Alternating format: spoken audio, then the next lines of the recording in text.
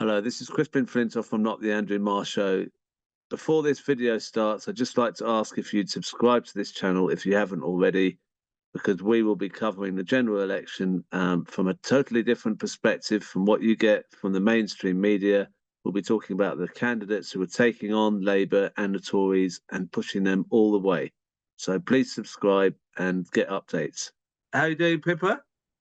I'm doing very, very well, thank you. Just what we need to hear as well, that you're doing very well. I saw that you've already put some posters out. They're already out, posters. So you've been prepared for the election longer than many other candidates have. Well, a lot of people, we were kind of hoping for an autumn election. It would have fitted much better with my personal timetable, but Rishi didn't ask. So, we are where we are. So I hot-footed it back to Wales, and I've had the most amazing response. I must have 50 posters up all over town. Um, People are taking handfuls of leaflets to give out. I mean, I've got this volunteer force of people who are, I don't even know, they just met for the first time, to say, thank goodness that there's an independent candidate.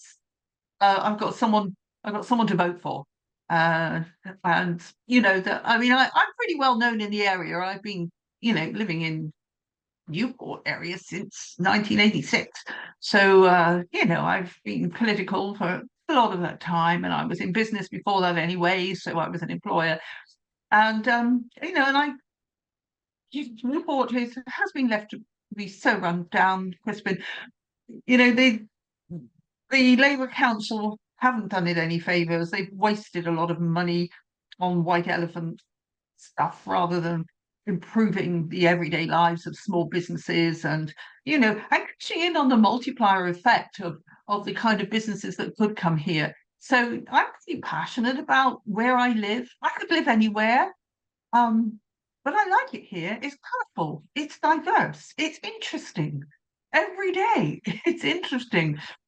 It just needs more input from Westminster, from the MPs, from the people who actually have their fingers on a lot of the sources of money and investment. So, I mean, the feeling I'm getting from watching the coverage is that on the mainstream media is they just talk about the two parties, what their announcements are today. They've got no interest in looking outside that, the mainstream media. So, and that must clearly make it very interesting, very boring for lots of people because there isn't much being said. Well, So, clearly the mainstream media have been told not to talk about Gaza, not to talk about Ukraine, not to talk about the areas where our taxes are being spent. Most of our tax money is being put towards some kind of war machine, one way or another. We have to think very carefully about why the mainstream media are being guided to do as they are doing, and not to talk about the things that really matter, like death and destruction in Gaza, like the proxy war in Ukraine, and so on. So and money is being filtered out of our own pockets into these dead, lost war games that is killing so many. the thing about the two-party system is it allows those two parties to be to do the minimal work they need to get elected again. That's the problem, isn't it? I mean, we really do need PR or some change to the voting system, don't we? Of course we do. It's really difficult for anyone other than the two main parties to get anywhere in a first past the post election. But of course, whilst they're in power, they are not going to change the structure of the voting machine. So you just have to keep fighting. My concern is people will vote out of fear.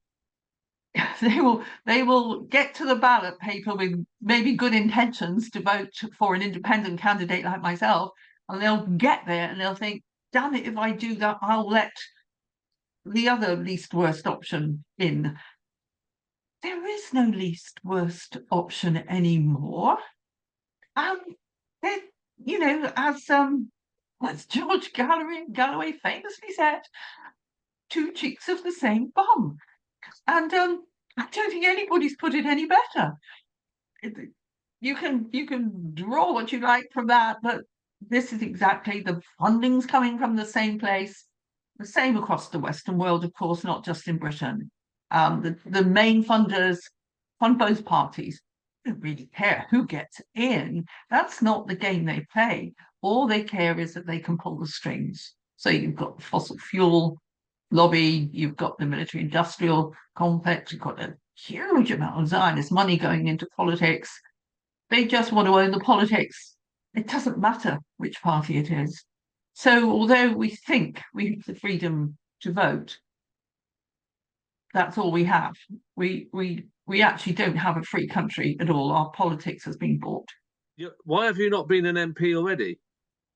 Well, I don't know. I think one of the reasons is that I'm radical. I'm against the status quo and the way business is done, the politics, the revolving door from the House of Commons to the backbenches, to the front benches, to the nuclear lobby, to the nuclear industry. I mean, when I talk about the closed shop between the two parties, it's not just that. It's between the entire lobby groups.